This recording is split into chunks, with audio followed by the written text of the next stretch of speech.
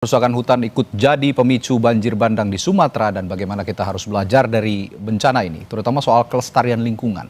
Kita bahas bersama anggota DPR RI dari Komisi 3 DPR RI, Dapil Aceh II, Nasir Jamil, lalu ada Ketua Auriga Nusantara, Timur Manurung, dan juga korban banjir bandang di Aceh Tengah, Badrul Irfan, yang harus berjalan 3 hari di tengah hutan demi mengevakuasi diri dari banjir. Selamat malam, Bang Timur. Selamat malam. Bang Badrul, Bang NJ, selamat malam. Ya, selamat malam Mas Radi. Baik, saya ke Bang Badrul dulu deh ya, karena Bang Badrul ini begitu luar biasa menghadapi rintangan yang luar biasa, cobaan yang luar biasa. Bang Badrul, bisa Anda ceritakan, Anda berjalan selama 3 hari katanya demi menyelamatkan diri. Bagaimana ceritanya dan gambarkan kepada kami perjuangan Anda demi mencari tempat yang lebih aman di sana. Ya, tepatnya 2 hari 3 malam ya. 2 hari 3 malam, baik. Sebelumnya saya nyapa Bang Nasir Jamil, Bang Timur, apa kabar Bang Timur? Lama sudah tidak ketemu. Jadi saya di Aceh Tengah, di Takengon ya. Ya, Takengon ya. Ya, tanggal 24 November sampai di sini kebetulan ada kegiatan festival budaya di Linge. Oke. Kemudian rencana tanggal 26 ya. 25 pembukaannya. 26 saya keluar dari Desa Linge. Di Desa Linge, di perjalanan mulai mengalami berbagai kejadian tanah longsor, kayu tumbang, tiang listrik berjatuhan. Kita bingung waktu itu harus menuju ke arah Kabupaten Gayo Luas atau tetap menuju ke Aceh Tengah, Takengon. Sempat beberapa kali bolak-balik ke Gayo Luas, ke Aceh Tengah. Setiap kita maju terhadang dengan kayu tumbang atau tiang listrik, bahkan badan jalan yang turun ke bawah. Jadi hingga sampai sore kami putuskan untuk bermalam di satu tempat. Itu tanggal 25. Oke. Mungkin orang sekitar mengenalnya dengan letter S. Lokasi yang kami bermalamnya. Itu 26 malam itu sangat mencekam, luar biasa. Jadi di sekitar kami bermalam. Tidak ada penerangan, tidak ada listrik ya, Bung Badrul ya? Tidak ada. Oke. Tidak ada. Internet Komunikasi juga terputus di sana? Putus sama sekali. Jadi ada 3 mobil yang dengan mobil kami ya, bertemu di jalan, kita putuskan bermalam di situ. Ada 2 rumah warga. Jadi malam itu memang sangat mencekam. Tiang listrik kiri kanan kami tumbang, rebah, hampir mengenai mobil. Kemudian suara longsoran sangat dekat di kiri kanan kami. Kayu bertumbangan ya. Oke. Dan ya Mas, seperti berpikir kapan pagi ini malam segera berakhir untuk bisa segera pindah. Karena tidak bisa orientasi. Sangat terbayangkan oleh saya bagaimana panjangnya malam itu ya, Bang Badrul ya. Benar. Baik. Bang. Jadi alhamdulillah pagi menjelang dan kita panggil semua orang berkumpul, kita bilang kita harus segera pindah dari sini. Ada ibu-ibu dan anak-anak juga di 2 rumah tersebut. Tidak lama setelah sekitar jam 6:30 pagi kami berdiskusi, rumah yang tadi malam kami tidur bergeser ke arah jurang. Sudah bergeser? Jadi sudah bergeser, termasuk tanahnya turun ke bawah, rubuh. Ya. Jadi kita melanjutkan perjalanan lah. Oke, baik. Dengan buru-buru, tapi kembali di jalan dihadang dengan berbagai cobaan lah ya. Ada pohon tumbang, listrik tumbang juga, banjir, lumpur. Jadi kita bekerja dengan sekuat mungkin, kemudian dibantu juga dengan kebetulan di sana ada perusahaan ya. Perusahaan penderas getah gitu. Jadi kebetulan masih ada stafnya. Jadi kita bergotong royong, ada yang menggunakan parang, mesin cinsu, dan bahkan tiang listriknya harus dihancurkan dengan palu gada. Oke. Supaya mobil bisa lewat. Bisa melewati akses itu. Baik Bang Badrul. Tidak jauh dari sana, saya lupa apa nama tempatnya. Menurut kami itu sangat aman untuk tinggalkan mobil di sana. Oke. Itu di wilayah mana itu ketika Anda berhenti itu? Saya lupa nama tempat, maaf ya. Oke, baik. Setelah menempuh perjalanan dari Takengon ya? Tidak. Oh, tidak. Dari Linge.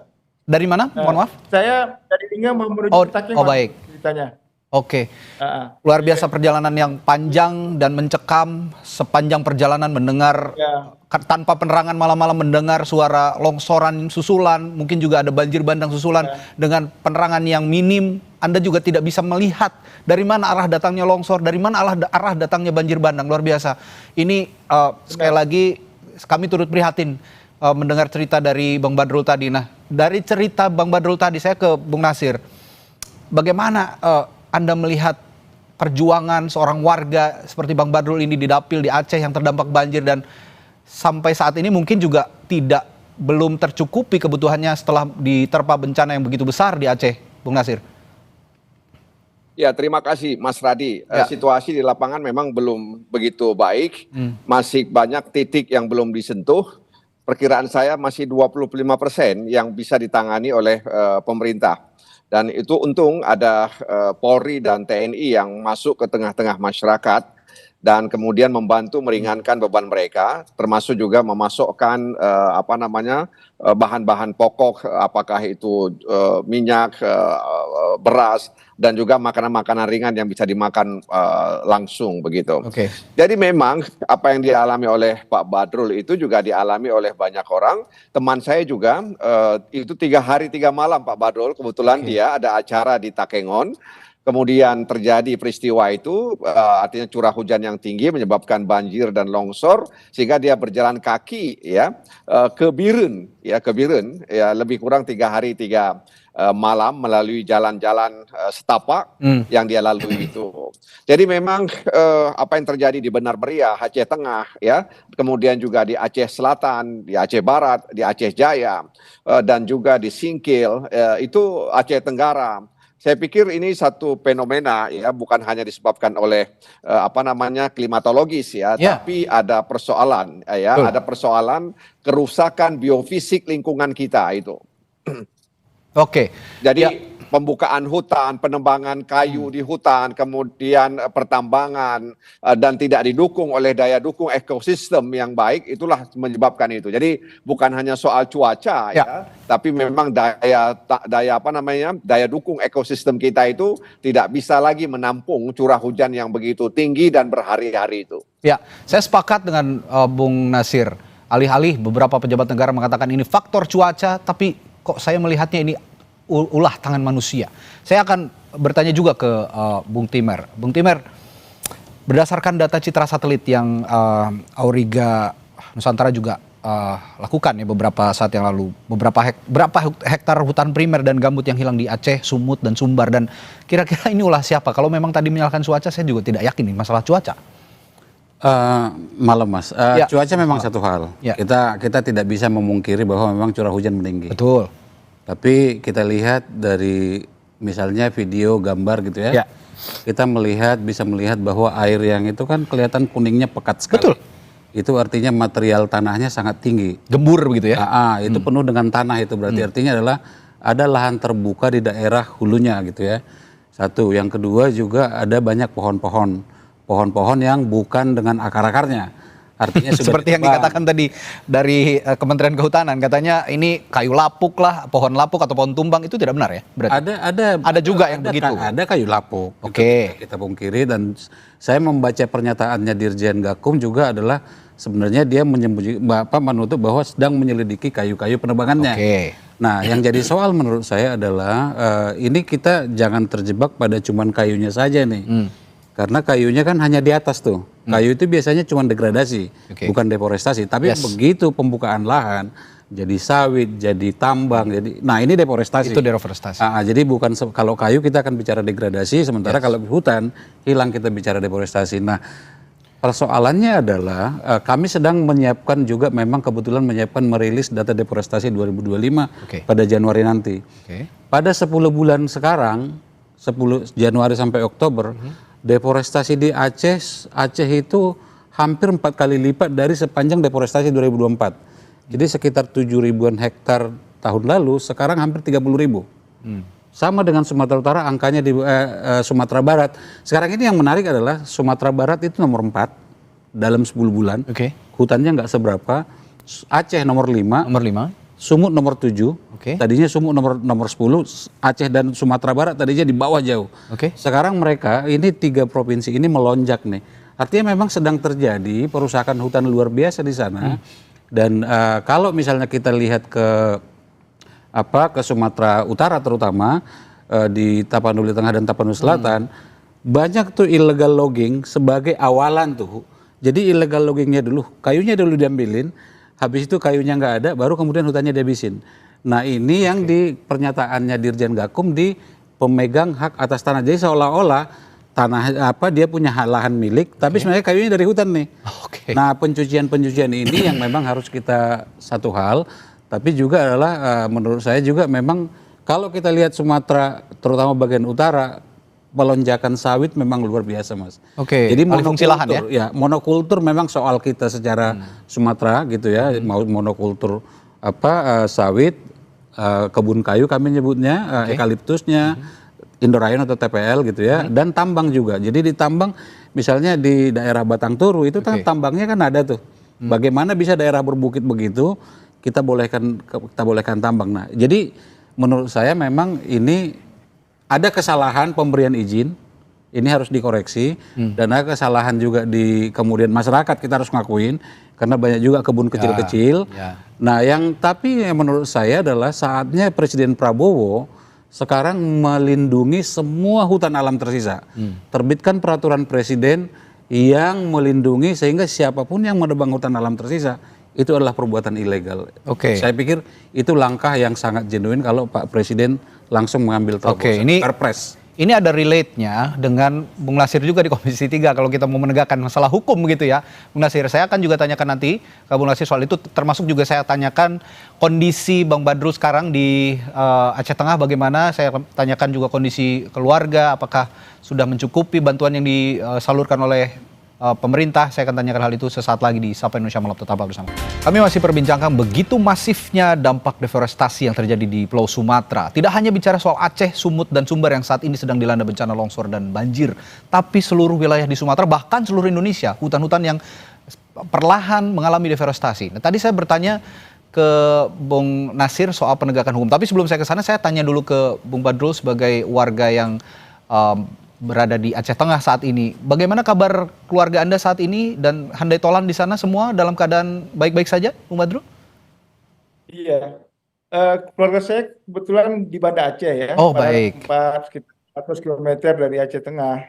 Jadi saya sebenarnya berkunjung ke Aceh Tengah dan terjebak di sini. Ya, komunikasi sulit dengan istri di Banda Aceh. Karena memang selain listrik dan sinyal juga agak sedikit susah didapat. Bukan sedikit, memang susah didapat. Sangat susah ya malah ya sekarang ya. Sangat susah. Jadi setiap malam itu kalau di Aceh Tengah titik-titik hotspot itu seperti pasar malam ya. Jadi kalau ada yang mengatakan situasinya tidak mencekam, salah sama sekali ya kalau begitu ya. Sangat mencekam seperti yang digambarkan di berbagai kanal media termasuk di media sosial. Nah, selama Anda melakukan perjalanan kurang lebih 2 hari 3 malam ya, Bung Badrul ya. Anda melihat, kalau malam mungkin tidak akan terlihat, tapi pada saat siang hari Anda melihat ada kerusakan lahan di sana, kerusakan hutan, atau mungkin bukit yang gundul selama Anda melakukan perjalanan selama 2 hari 3 malam itu? Iya, selama perjalanan ya kita seperti dihadang banyak obstacle ya, jadi ada longsoran tanah yang kadang-kadang kita harus lalui dengan ketinggian sampai sepinggang, sedada, harus dilalui karena waktu itu memang baru longsor dan dengan dinding jurang yang masih basah berair, jadi harus melangkah dengan cepat gitu. Terlihat sih memang ada kayu gelondongan atau kayu-kayu yang mungkin sudah lama yang terlihat, atau kayu baru juga ada terlihat di sana. Tapi pokoknya ya luar biasa ya kondisinya. Dan kebetulan waktu itu saya berjalan dengan 2 orang ibu hamil dan 1 orang anak bayi dari Serule mau menuju tempat yang lebih aman. Mereka ingin menuju ke daerah Kecamatan Bintang, desa. Jadi jalan kaki dan harus melalui medan yang wah, Masya Allah itu. Jadi saya pikir ya luar biasa ya. Ya. Ada anak bayi juga yang digendong untuk bisa melewati banyak sekali rintangan seperti itu.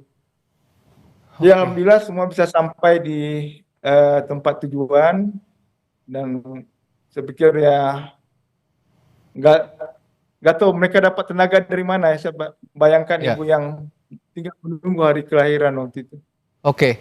Dan untuk Baik. kembangan kayu kita lihat juga ada di beberapa Oke. tempat. Ya. Oke.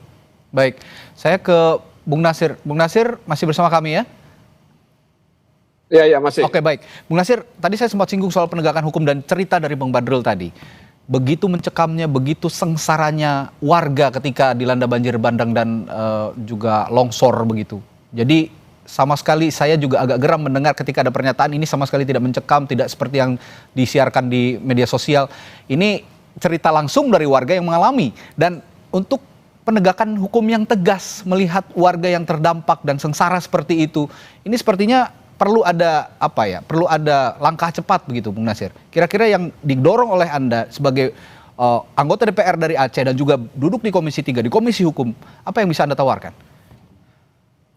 Ya, pertama memang media sosial itu realita dari apa yang terjadi di tengah masyarakat. Ya. Jadi kalau kemudian ada yang mengatakan bahwa situasi mencekam itu hanya di media sosial, itu sesuatu yang bertentangan dengan apa yang terjadi di lapangan. Yang kedua, sebenarnya Komisi Pemberantasan Korupsi kerap sekali menyampaikan kepada Komisi 3 bahwa korupsi di sektor sumber daya alam itu sangat masif ya, sangat besar dan melibatkan juga orang-orang besar di Republik ini begitu.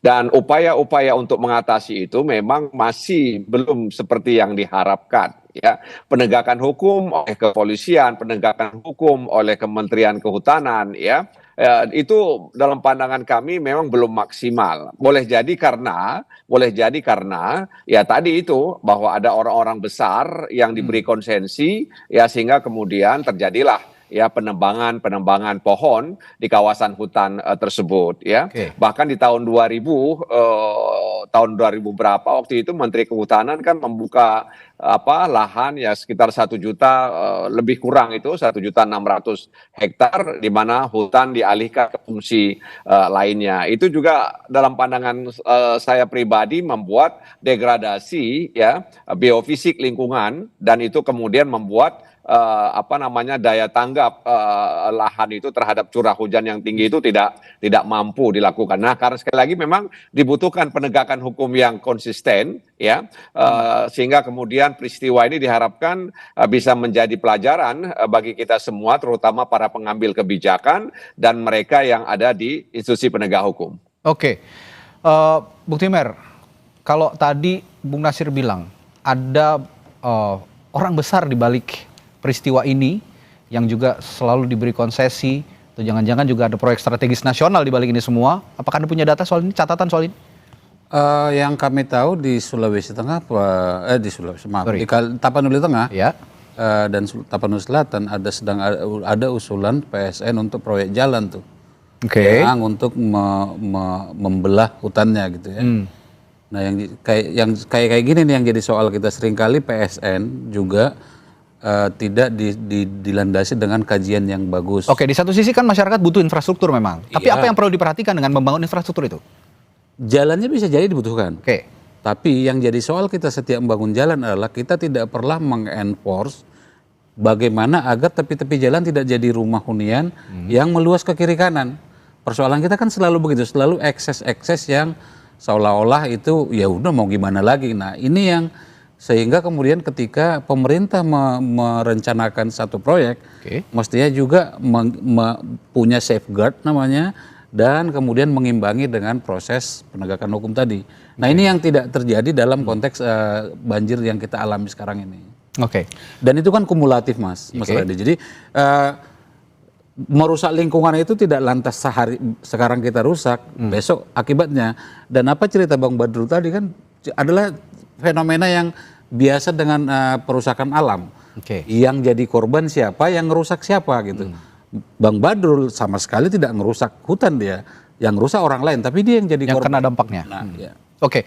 Nah, bicara soal konsesi juga bicara soal penerbitan izin. Saya mendengar izin perkebunan, pertambangan, logging dan segala macam itu juga diwacanakan sejak tahun 2007. Koreksi kalau saya salah ya.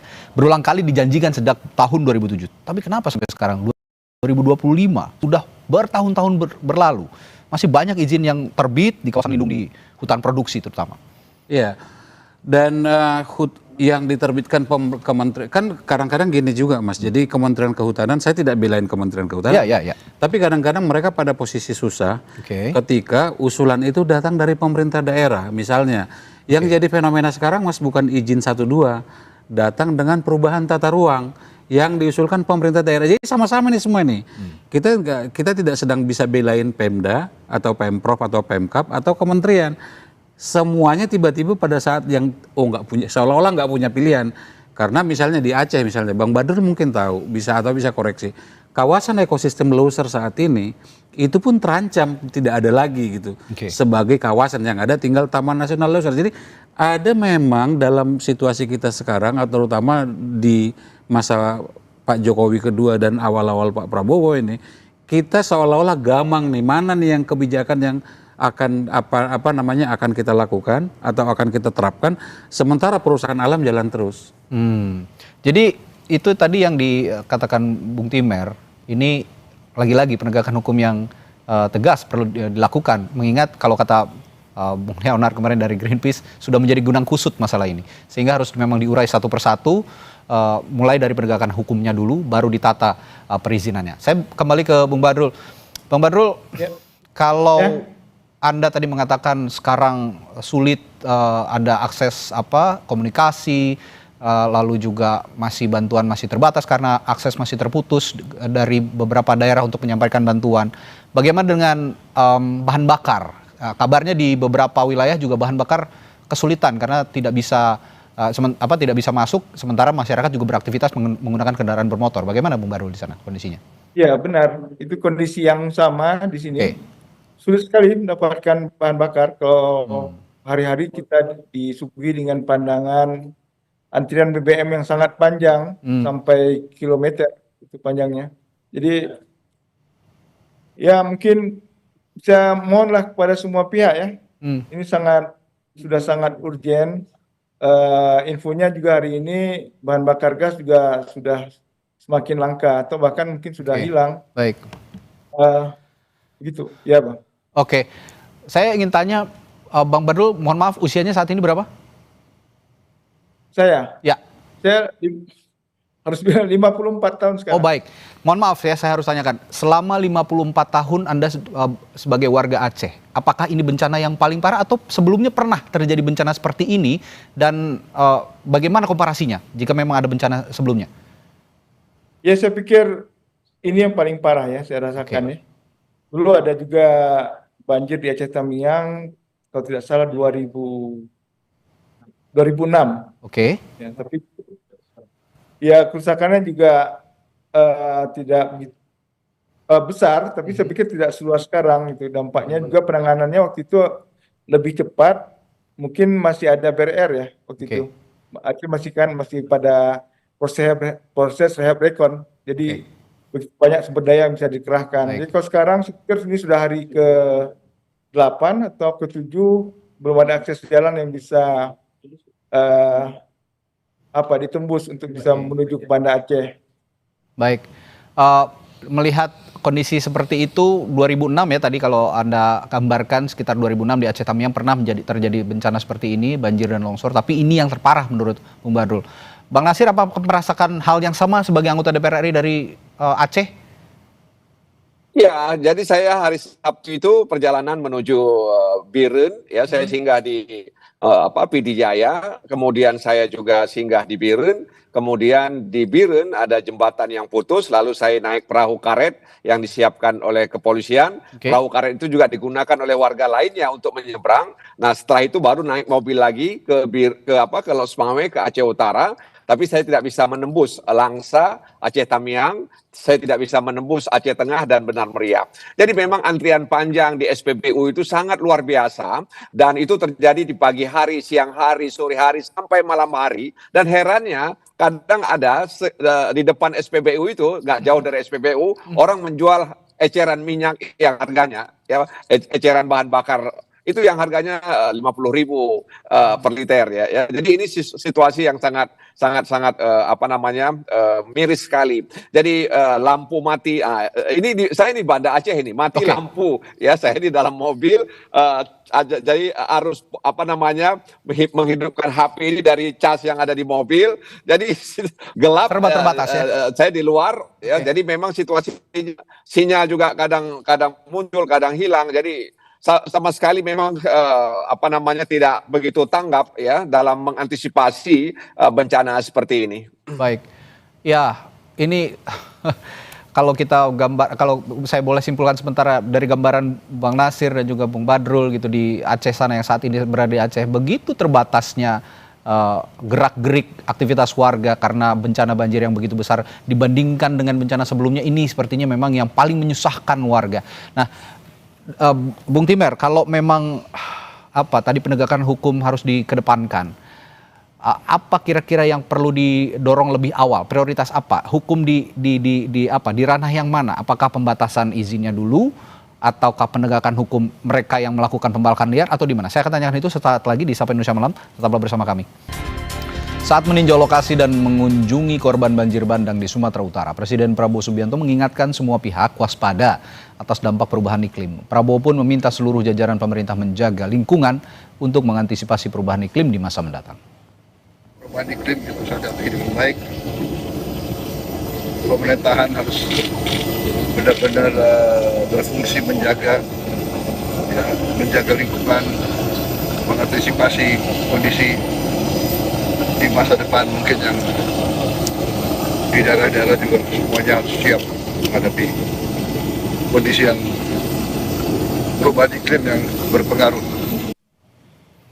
Ya, kalau mencermati pernyataan Pak Presiden tadi mengantisipasi krisis iklim di masa mendatang, ini warga juga diminta menjaga lingkungan dan meminta jajaran pemerintah juga ikut menjaga lingkungan, menjaga antisipasi dari perubahan iklim. Saya tahu Anda baru pulang saja dari Brasil, ya, dari Belém, di KTT COP30. Pernyataan ini apakah memang sudah cukup memberikan pencerahan terkait kebijakan misalnya kebijakan untuk menghindari deforestasi di wilayah Indonesia termasuk di Sumatera? Saya malah agak khawatir dengan pernyataan Pak Prabowo ini karena seolah-olah akan menyalahkan iklim nih. Oke. Padahal yang namanya bencana itu kan tidak hanya soal fenomena alam. Oke. Hujan turun banyak itu fenomena alam. Oke. Tapi dia menjadi bencana ketika kita meresponnya secara salah. Merusak hutan itulah respon yang salah, apalagi di daerah-daerah das gitu, daerah-daerah yang kelerengannya tinggi gitu ya. Nah, menurut saya harusnya Pak Prabowo menambah bahwa pemerintah akan mengkaji dan mengevaluasi secara menyeluruh, misalnya begitu. Jadi tidak semata takutnya saya menyalahkan Tuhan nih karena iklim kan. Itu satu. Nah, yang kedua adalah menurut saya memang ini saatnya Pak Prabowo menunjukkan kepemimpinan dengan memperbaiki, karena gini, Bang Nasir juga bukan punya peran juga, karena Bang Nasir turut ikut Undang-Undang Pemda yang menarik semua kewenangan ke pusat, hampir semua kewenangan, dan Undang-Undang Omnibus juga yang membuat semua ini kita Cipta Kerja, ya. Filter lingkungan itu sekarang nggak ada. 30% tutupan minimum hutan itu nggak ada sekarang di aturan kita. Dulunya ada. Nah, hal-hal seperti ini yang menurut saya perlu kita, karena asalnya ini Mas seringkali dari kebijakan yang salah kaprah. Kalau kita mau minta penegakan hukum itu di ujung. Tidak penegakan hukum duluan, ada sesuatu yang berbuat maka ada penegakan hukum. Jadi induknya ini yang harus kita selesaikan, dan itu menurut saya peran dari pemerintah pusat.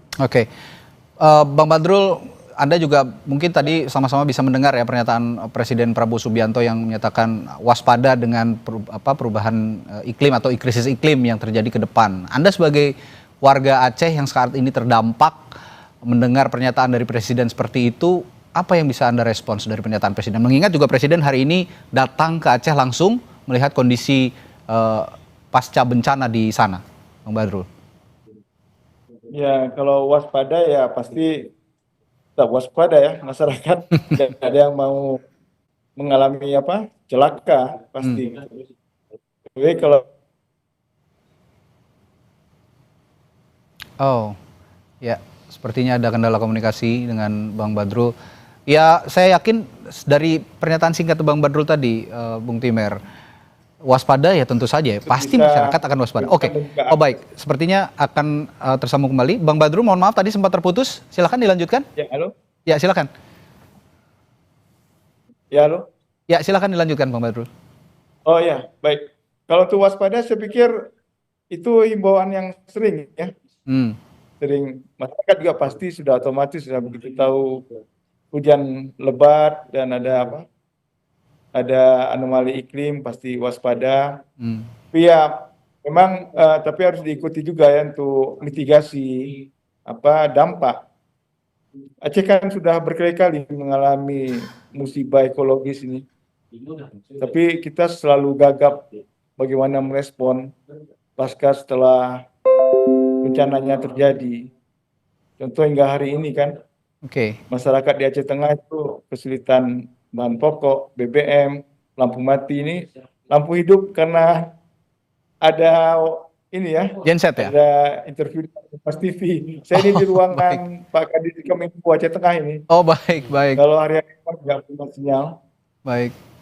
Ya, berarti kewaspadaan sih setiap hari senantiasa diterapkan begitu ya, Bang Badrul. Tapi ya kebijakan yang pertama kali dibutuhkan untuk sama-sama bisa memberikan alarm kepada semua pihak gitu, termasuk juga pemerintah dan juga aksi korporasi begitu ya. Di sana ya banyak sekali aksi korporasi. Nah, berarti sekarang kalau bicara soal itu, alih-alih kita menegakkan hukum, kita harus bicara kebijakan dulu ya, pertama kali. Saya melihatnya begitu. Apa yang bisa dikedepankan? Kebijakan seperti apa yang bisa dikedepankan untuk fast response dari kejadian di Aceh ini? Seperti yang saya bilang tadi, respon pertama Pak Presiden terbitkan Perpres. Nggak perlu macam-macam.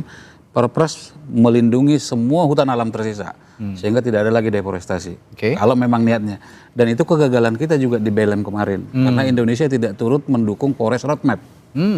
Jadi Forest Roadmap itu adalah semacam roadmap untuk menghentikan deforestasi, dan kita nggak turut mendukung itu gitu. Yang ada adalah negara-negara lain yang mendorongnya gitu. Nah, dan kita tidak lagi-lagi tidak mendorongnya.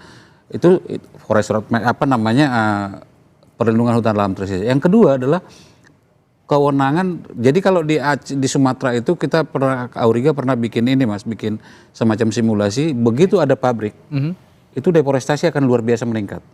Semakin dekat ke pabrik sawit atau pabrik pulp and paper, semakin dekat ke pabrik semakin tinggi deforestasi. Nah, bagaimana agar izin penerbitan pabrik ke depan jangan juga diobral gitu. Jadi seolah-olah atas nama pembangunan yang terjadilah sekarang kita mengalami seperti ini gitu. Jadi lagi-lagi menurut saya ketegasan di sana, lalu kemudian baru penegakan hukum. Karena persoalannya adalah sekarang ini penegak hukum juga kesulitan, Mas. Karena yang salah pada zaman dulu, sekarang seolah-olah udah nggak salah lagi. Sama dengan korupsi kan, yang dulu masuk korupsi, dengan adanya banyak dipreteli dengan undang-undang sekarang, termasuk Omnibus, itu menjadi tidak salah lagi sekarang gitu. Baik, terakhir saya ke Bang Badrul, dari kondisi saat ini, apa ekspektasi Anda terhadap pemerintah, selain memang kalau sekarang yang urgent sekali bantuan yang cepat disampaikan ke warga terdampak di sana, tapi di samping itu, di lain itu, apa ekspektasi Anda terhadap pemerintah dari bencana alam yang begitu masif menimpa wilayah Aceh sekarang? Ya, untuk respon kondisi sekarang itu perlu ya, terutama seperti yang sampaikan tadi, bagaimana bisa melayani masyarakat yang saat ini butuh bahan pokok, butuh penerangan, dan terutama akses untuk kembali ke kampungnya ya. Gitu. Tapi yang paling penting juga bagaimana bisa belajar dari berbagai situasi yang ada. Kita tahu Aceh sering sekali menghadapi bencana ekologis, tapi selalu juga seperti tadi saya sampaikan, kita agak gagap dengan bagaimana merespon ini gitu. Oke. Pak Presiden sudah bilang mungkin sudah ada hal yang lebih maju, sudah ada sekarang imbauan untuk waspada, sudah bisa mendeteksi secara dini kemungkinan munculnya bencana ya. Oke. Tapi itu ketika bencananya muncul, ya lagi-lagi kita nggak siap, kita cuma bilang bencana akan muncul, tapi ketika itu terjadi, masyarakat seperti yang saya sampaikan tadi, ibu-ibu hamil harus menempuh jalan yang saya sampai sekarang Bang nggak bisa membayangkan dari mana mereka mendapat tenaga yang luar biasa seperti itu, bisa sampai ke tujuan. Saya itu Ya. di luar, memang benar-benar di luar nalar rasanya kalau lihat situasi saat itu. Oke. Saya turut sangat prihatin dengan apa yang Anda alami dan juga warga Aceh Tengah alami, dan ya alam memang tidak bisa ditantang, tapi manusialah yang harus menyesuaikan dengan apa yang terjadi, perubahan apapun yang terjadi dari alam. Terima kasih Bang Badrul telah berkomunikasi dengan kami, dan sampaikan juga terima kasih dari kami untuk pemerintah Aceh Tengah yang sudah memfasilitasi komunikasi kita dengan lancar sehingga kita bisa mengetahui kondisi paling aktual masyarakat yang terdampak di sana dan diwakili oleh Bang Badrul. Terima kasih Bang Badrul dan juga Bang Timer yang sudah hadir di studio, dan sebelumnya tadi ada anggota DPR RI dari Dapil Aceh, Bung Nasir Jamil, yang sudah lost contact, sepertinya memang ada kesulitan komunikasi di Aceh, jadi Bung Nasir Jamil tidak bisa melanjutkan komunikasi. Terima kasih sekali lagi Bang Timer, Bang Badrul, selamat malam dan sehat selalu. Sampaikan salam saya dan sehat selalu untuk keluarga Anda di sana Bang Badrul, selamat malam. Baik, terima kasih.